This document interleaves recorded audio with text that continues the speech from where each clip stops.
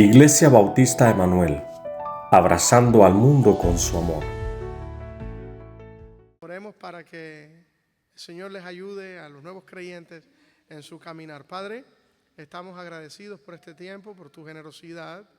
Gracias, Señor, por la forma en que nos estás alentando y estás moviéndote en medio de esta iglesia, en medio de este rebaño, transformando vidas. Sabemos, Señor, que estás obrando porque vemos la manifestación pública de los frutos del proceso de transformación interno que está ocurriendo en la vida de las personas que estamos trayendo al altar, por las cuales estamos orando, por las cuales le estamos compartiendo, y creemos que ese eres tú obrando, Dios. Te agradecemos y te pedimos que los respaldes en su crecimiento espiritual y nos permitas como iglesia ser de bendición para ellos. Oramos en el nombre de Jesús. Amén. Bien, ahora sí, los niños más pequeños pueden seguir con sus maestros. Por favor, estén orando por las transformaciones que está recibiendo nuestro santuario. Justo aquí de lado está siendo reparado. Esta es la segunda semana de reparación. Hemos encontrado algunas situaciones que nos están desafiando, pero creemos que los cumpliremos. Quiero agradecer también a los hermanos que están colaborando. Sé que un grupo de hombres estuvo ayer haciendo trabajo fuerte aquí. Gracias a todos por ese esfuerzo. Y Dios mediante, no sé si esto es spoiler o no, el equipo me deja saber, pero lo voy a decir igual. Dios mediante, el Día de las Madres estaremos inaugurando o en la reapertura de nuestro edificio, así que no hay mejor fecha para tener una casa linda, ordenada y acomodada que el Día de la Mamá. Así que el 10 de mayo estaremos, Dios mediante, celebrando. Y no había pensado en esto cuando preparaba la serie. El equipo de audiovisuales y de media me ha desafiado a tener las series listas un mes antes, algo que había dejado de hacer yo hace unos años por una cuestión de tiempo, pero ahora tengo que tenérselas listas antes de la segunda quincena del mes anterior, y eso es un verdadero desafío. Y cuando preparaba la serie de mayo de los sermones, se titula Ana, y es de una mujer que va a un templo, y justo es nuestra reapertura hablando de una iglesia que va al templo, ¿no? Y qué hermoso cómo Dios alinea las cosas las que está haciendo. Quiero dar la bienvenida también a algunas personas que están visitándonos por primera, otros por segunda vez. Sé que tenemos una hermosa familia. Si por favor se ponen de pie para que la iglesia los salude nuevamente. Ellos estuvieron el domingo pasado. ¿De dónde son? De la hermosa República Dominicana. Entonces, gracias, hermanos. Estuvieron aquí.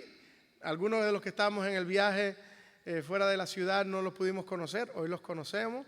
Sé que también me dijeron que llegaron por el esfuerzo que está haciendo el equipo de audiovisuales por dar a conocer el reino. Así que buen trabajo de lo que están haciendo. Aquí están ya participando de los frutos. Y hay una hermosa sorpresa para mí en lo personal. Voy a dejar que te presentes, brother, y que presentes tu familia.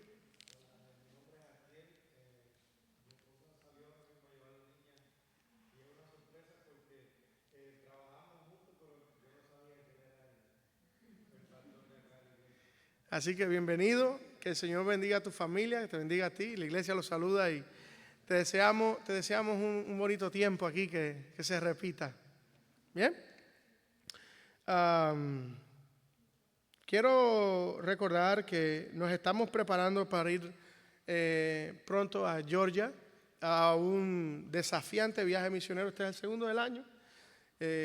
Cuando me reunía con el equipo de misiones a inicio de año, les decía que vamos a tener 4 viajes misioneros este año, donde la iglesia, nosotros seremos los pies, saldremos, porque hemos sido ejercitados en el dar, para misiones, en el orar por los misioneros. Pero ahora queremos ser ejercitados en ser la iglesia que envía y la iglesia que va. Entonces, les animo que por favor se inscriban en este viaje. Es muy importante para nosotros porque este es el viaje que va a marcar de cierta forma el termómetro nuestro y dónde estamos para visualizarnos en Marruecos. Nuestra iglesia ha sido llamada al mundo musulmán. Nosotros hemos sido llamados a darle a conocer el evangelio a los musulmanes. ¿Por qué? Porque los musulmanes, si no escuchan el evangelio, no tienen forma para venir a Cristo. Y si no vienen a Cristo, serán condenados. Y no queremos eso. Queremos que ellos sean salvados. Y para que sean salvados necesitan escuchar. Y hemos dejado de pedirle a Dios que envíe a otras iglesias y a otras personas para hacer el trabajo. Le estamos pidiendo a Dios ahora que nos envíe a nosotros a hacer el trabajo, que nos respalde para hacer el trabajo. Entonces, si usted está dispuesto y disponible, únase con el equipo. Este es un viaje guiado, no es una aventura. Nos estamos uniendo a lo que ya Dios está haciendo en Georgia con un hermoso ministerio. Estamos siendo socios de personas en el campo que están haciendo un trabajo extraordinario, pero que por nuestras características, por nuestra pasión como iglesia, también nos necesitan. Así que este viaje a Georgia va a ser de gran bendición y les animo que por favor se unan a él. Carlos, no sé si tengo tiempo extra hoy para que me vas a regalar o sigo con mis 15 minutos que me quedan. Ok, pero es un día especial. Estuve afuera el domingo pasado. Yo creo que puedo, no puedo tomar el tiempo del domingo pasado y ¿cierto? Ok, está bien. Entonces vamos a pedir al Señor que nos hable por medio de su palabra y que podamos celebrar con lo que Dios sigue generando en nuestras vidas. Padre, gracias por este tiempo y gracias por la familia que está aquí reunida. Oramos para que seamos edificados por tu palabra. Transforma nuestras vidas. Te necesitamos en el nombre de Jesús. Amén. Mis amados hermanos, durante el inicio del libro de los Hechos, en el capítulo 1, dice la Biblia en el versículo 3 que Jesús, después de resucitar, estuvo con sus discípulos 40 días. Por lo tanto, esta serie que de una manera muy bien y muy acertada nuestro hermano Martín comenzó el domingo pasado, se titula así, 40 días para transformar o para edificar el mañana, el diseño del imposible. ¿A qué se refiere estos 40 días? Fueron los 40 días después de la resurrección de Jesús. Antes del ascenso de Jesús o hasta el ascenso de Jesús al cielo, pasaron 40 días desde la resurrección. En esos 40 días Jesús ultimó los detalles para que los discípulos construyeran lo que hoy nosotros conocemos como la era de la iglesia. Esa era que comenzó con la iglesia primitiva o la iglesia primera, que fue la que fundó o inauguró el Espíritu Santo 10 días después de la ascensión de Jesús. O sea, esta serie explora y recorre 40 días. ¿Cuáles son estos 40 días? Bueno, 40 días después de aquel domingo de resurrección. Nosotros pudiéramos decir que fueron 40 días donde solo fue pulir o dar algunos ajustes, pero la realidad es otra. La realidad es que durante estos 40 días Jesús enfrentó grandes procesos porque, si mal nos recordamos, el domingo de resurrección contamos aquí, que solo algunas mujeres habían ido a la tumba de Jesús el domingo y solo para hacer trabajos de mantenimiento del cuerpo. Ni siquiera era para esperar la resurrección. ¿Dónde estaban los discípulos que Jesús había entrenado durante 3 años? Estaban dispersos, lejanos, y este es el grupo que Jesús había elegido para construir la iglesia. Imagínese que usted pasa 3 años con 10 personas, entrenándolas y capacitándolas para hacer los taxes. Y después de esos 3 años preparándolos, trabajando con ellos, usted se enferma y se enferma justo antes de la temporada de taxes, y esos 10 hombres y mujeres que había entrenado por 3 años, justo antes de comenzar la temporada de taxes, cuando usted se enferma, ellos tienen miedo y se van. ¿No sería eso un claro desastre? ¿Sí o no? Bueno, imagínense que Jesús ha elegido a estos 12 hombres, sin contar Iscariote, 11. Hay un grupo de mujeres que también lo siguen, que ha entrenado y ha trabajado con ellos personalmente durante 3 años, justo en el momento más importante del ministerio. Cuando Jesús muere, ellos se van, se alejan todos, tienen miedo, y cuando Jesús resucita y los encuentra, tiene solo 40 días para lidiar con todas estas emociones que habían ocurrido hasta aquí. El domingo pasado vimos que los primeros 10 días fue el tiempo que Jesús usó para limpiar el terreno. Vimos que Jesús se dedicó a sanar la fragilidad de sus discípulos, a lidiar con sus emociones, a hablar con ellos, a ministrarlos. Algunos estaban escondidos, tenían miedo. Otros se sentían abrumados por el dolor de la traición. Habían traicionado a Jesús públicamente.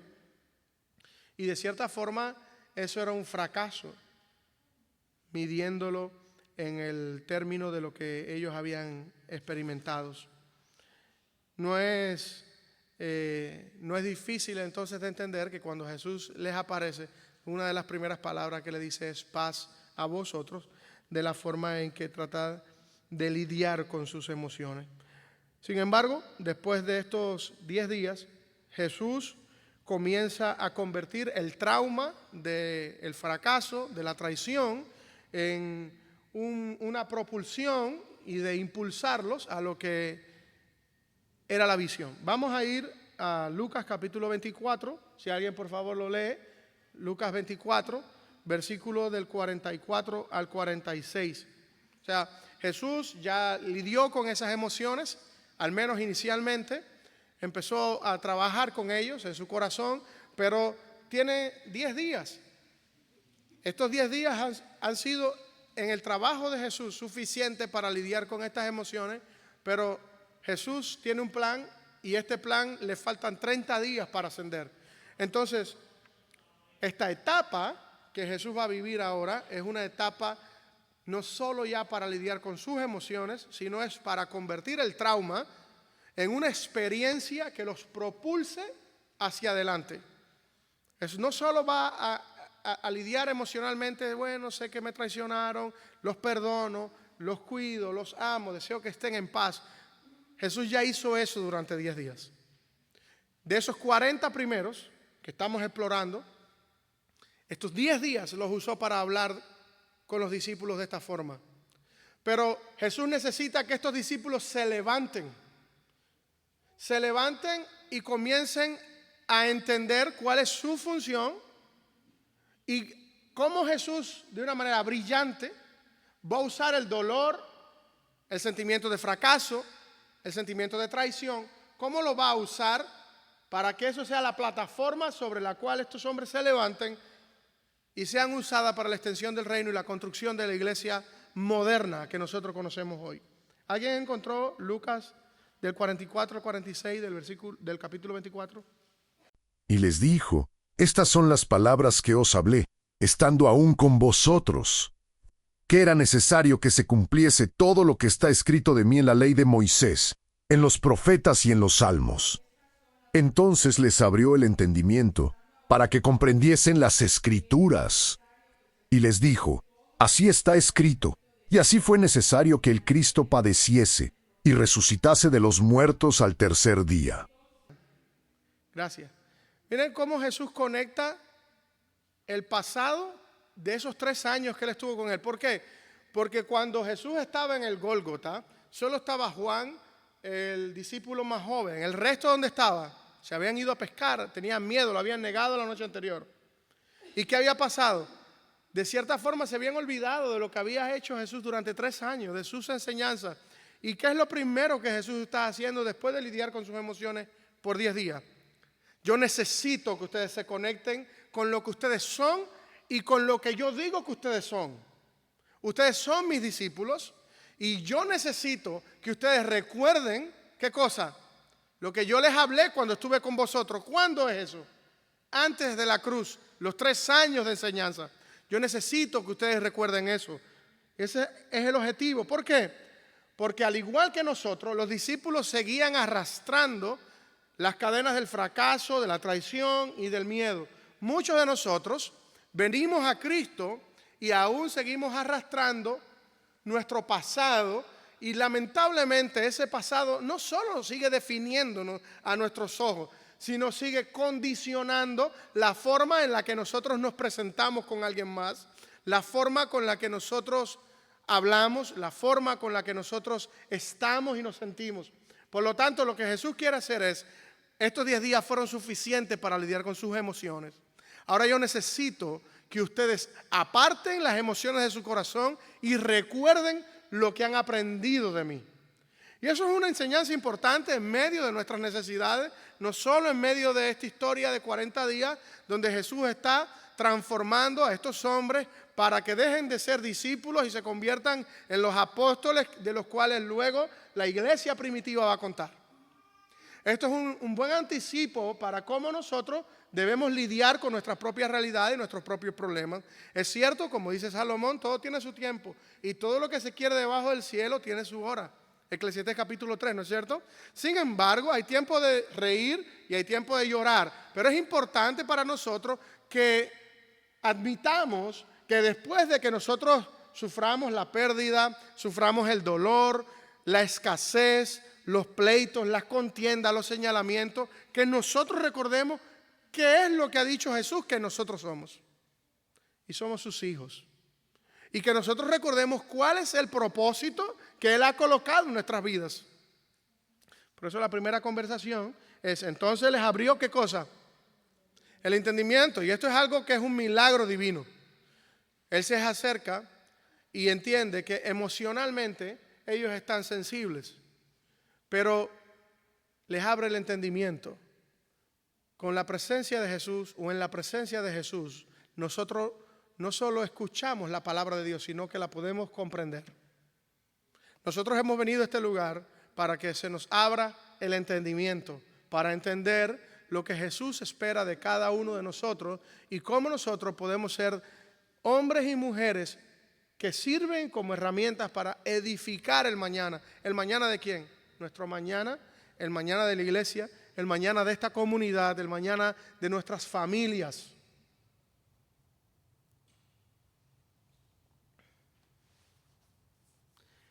Los discípulos tenían muchas preguntas y Jesús fue su respuesta. Él toma el trauma que ellos sufrieron en la cruz y los convierte en teología, lo convierte en enseñanza. Admite que pueden ser frágiles. ¿Sí? ¿Sí o no? ¿Eran frágiles los discípulos? Admite que sintieron dolor. Admiten que podían flaquear y podían caer. Pero sin embargo les recuerda que Él los eligió. Todos los que estamos aquí hoy hemos traído una historia que cuenta no solo éxito, también cuenta fracasos. Una historia que cuenta cuántas veces hemos fallado, una historia que cuenta cuántas veces nos hemos entristecido, una historia que cuenta cuántas veces nos hemos desanimado, una historia que cuenta cuántas veces nos hemos alejado de lo que Dios quiere para nosotros, pero yo estoy aquí para recordarle a ustedes que ustedes han sido elegidos por Dios. Y eso es suficiente, al menos para Dios. Y eso es lo que Jesús quiere que entiendan durante estos días.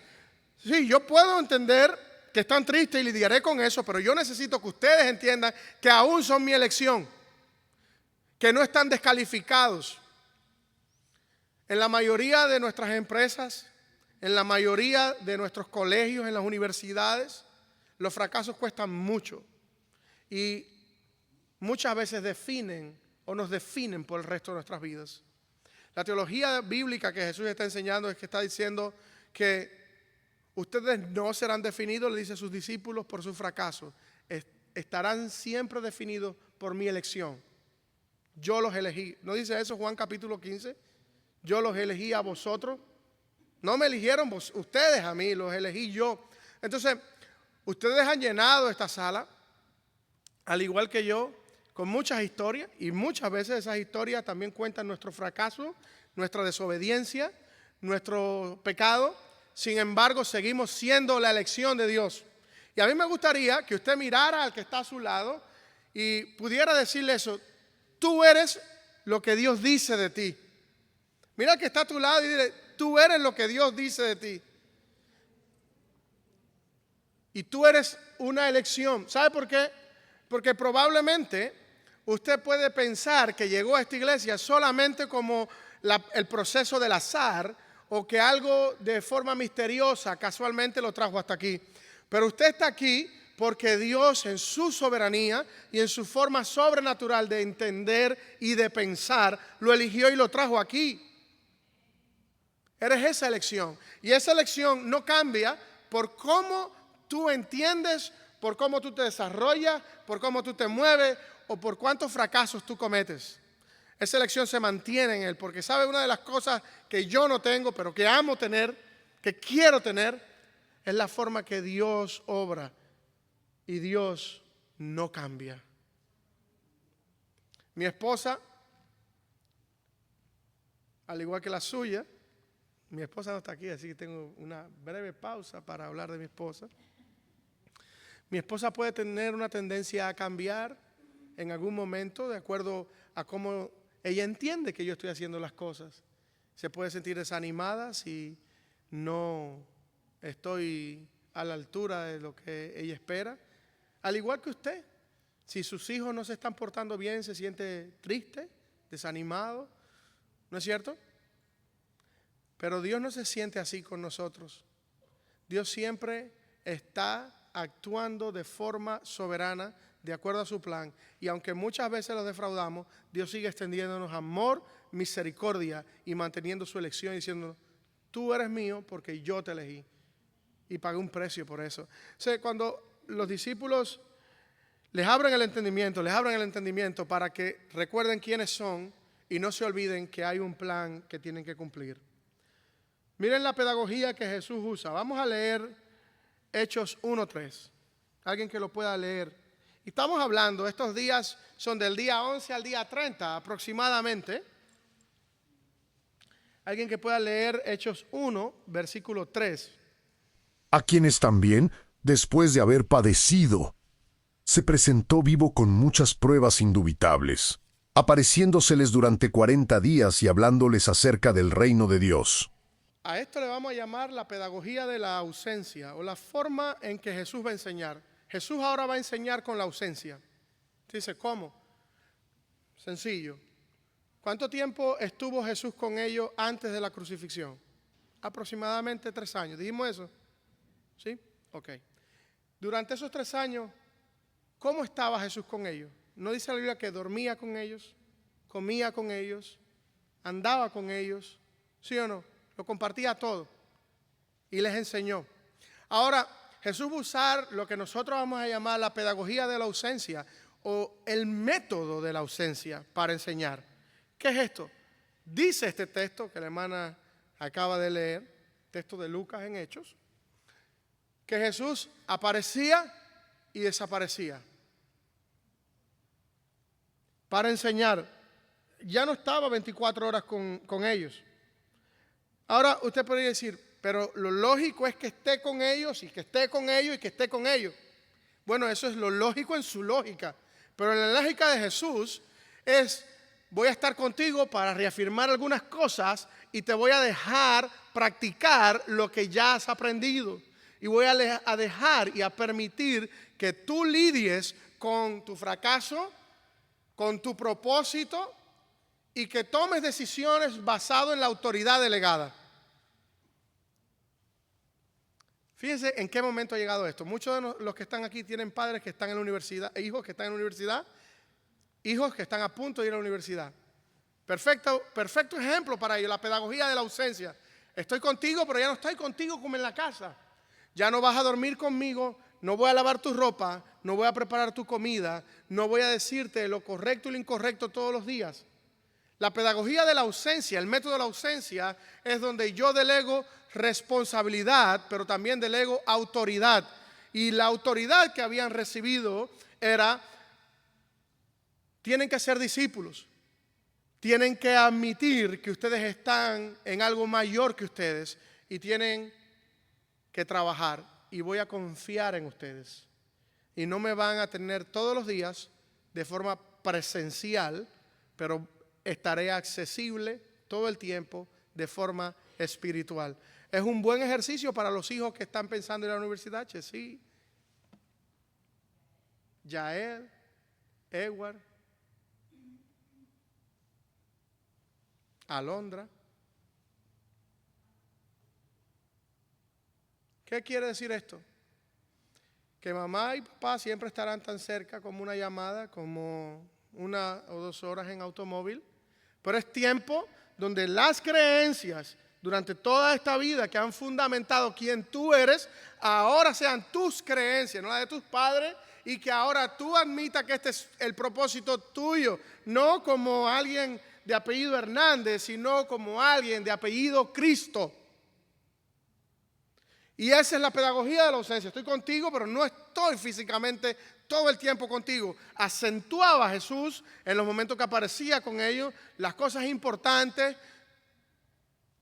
perfilaba ciertos pensamientos, pero los dejaba estar a solas.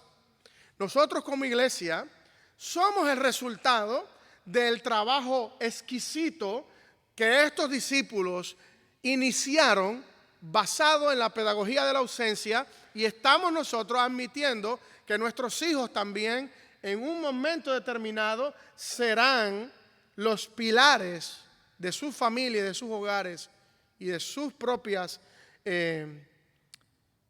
manifestaciones, en la medida que seamos capaces de delegar en ellos no solo la responsabilidad, sino la autoridad, y confiar en lo que ya Dios está haciendo en ellos. Nuestra efectividad en esta ciudad no depende de lo fuerte que nosotros nos sentimos, tampoco depende en cuánto la gente pueda ver un respaldo físico. Depende de cuánto nosotros confiamos en que su palabra está con nosotros. Porque así como un hijo va a la universidad después de haber recibido toda la enseñanza familiar y el consejo familiar, así como los discípulos recibieron toda esa enseñanza y la tienen que aplicar, así esta iglesia que escucha la palabra semana a semana sale y no necesita tener ninguna etiqueta y no necesita que nadie encienda un foco sobre nosotros con un cartel para poder vivir de acuerdo a la palabra que hemos recibido. Por último, Lucas 24 al 48 también habla de algo, de que ellos necesitan tener claridad. Dice el 47 que Jesús le da una orden directa, y es que predicasen en su nombre el arrepentimiento y el perdón de pecados en todas las naciones. Y esa claridad produce un sentido de urgencia. Cuando nosotros tenemos claridad de lo que tenemos que hacer y tenemos claridad de la necesidad que hay, sentimos la urgencia por primera vez. ¿Qué pasaría si nosotros nos encontramos con alguien que está agonizando y necesita un medicamento que tenemos en casa? ¿Cree usted que sería lo mismo si alguien viene hoy y dice que tiene un dolor de cabeza que no es muy fuerte y usted tiene la medicina en su casa y le promete, bueno, al final paso por ti y te llevo esta medicina? ¿Qué pasa si alguien viene aquí o nos enteramos que está agonizando en el hospital y tenemos la medicación necesaria, ¿cree usted que nos daríamos el lujo de tardar o seríamos inmediatos y efectivos? Bueno, una de las cosas que Jesús necesitaba que ellos entendieran es que miraran por encima de su dolor y de lo que estaban experimentando en ese momento, porque hay personas alrededor de ellos que tienen un padecimiento mayor y para lo cual ellos tienen el antídoto. Entonces, los discípulos que acaban de fracasar, que acaban de traicionar a Jesús, que acaban de deshonrar lo que Jesús había hecho durante 3 años, lo que reciben después del día 10 ya no son palabras de ánimo para lidiar con sus emociones, sino que les muestran un dolor mayor. Les muestran un dolor mayor que ellos no están sintiendo aún, que lo están sintiendo los de afuera, pero Jesús quiere que ese dolor ellos lo entiendan claro. Que ellos vean a las personas de afuera y los vean con tanta necesidad y se vean ellos en su condición con tantos argumentos y con tantas bendiciones que no quede otra alternativa que ponerse de pie e ir a ayudar. La iglesia Emmanuel no es una iglesia que no entiende su propósito. Tampoco es una iglesia que duerme.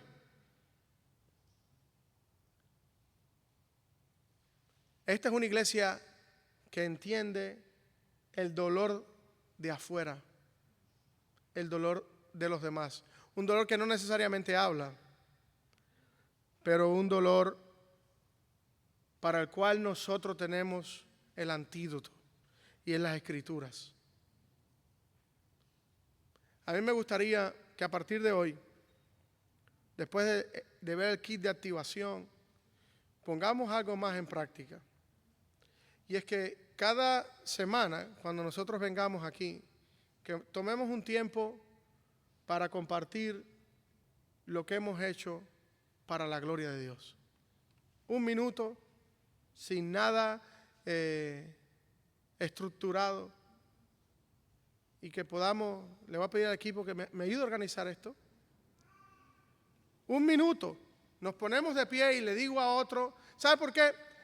Porque mi oración por esta semana ha sido, Señor, ayúdanos a que vayamos de aquí y seamos de bendición para alguien más. Que dejemos de orar, Señor, bendice a alguien más, sino que empecemos a orar, Señor, ¿cómo puedo ser de bendición para alguien más? Y que el propósito por el cual vivamos nuestra semana sea también para ser de bendición para alguien más. Y cuando hagamos esa oración y Dios haga esa realidad en nuestras vidas, que vengamos aquí, la compartamos y podamos decirle a otro cómo fuimos de bendición para alguien más en la semana. Esta ciudad está necesitada de que hagamos una pausa y seamos de bendición para alguien más. Quiero terminar este breve mensaje recordándole a la iglesia que Dios no nos llamó para que vivamos confundidos, ni lamentándonos de nuestro fracaso, de las cosas que no hemos podido hacer como quisiéramos. Él nos ha llamado para que seamos constructores del mañana. ¿Queremos una mejor comunidad? ¿Sí o no? ¿Sí o no? Nadie nos la va a construir. Nadie nos va a construir nuestra comunidad. ¿Queremos una mejor familia? Nadie la va a construir. ¿Quieres un mejor matrimonio? Nadie lo va a construir.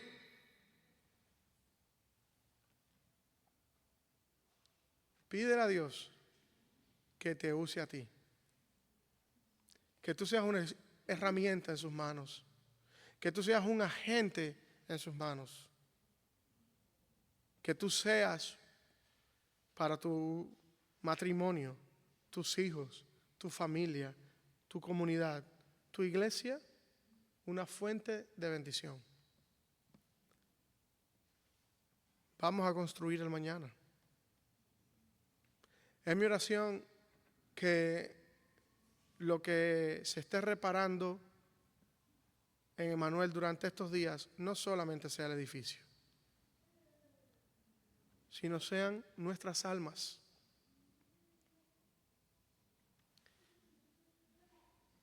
Usted sabe que esta iglesia no es una iglesia de domingos nada más. Pero necesitamos que cada uno de nosotros admita que no solo es parte de una iglesia, también es parte de un destino que Dios ha escrito. También es parte de un diseño y de un plan que Dios tiene. Y es que las personas se salven. Y no solo que se salven, sino que experimenten por primera vez en su vida, probablemente, la gracia y la piedad. Y para eso estamos nosotros aquí.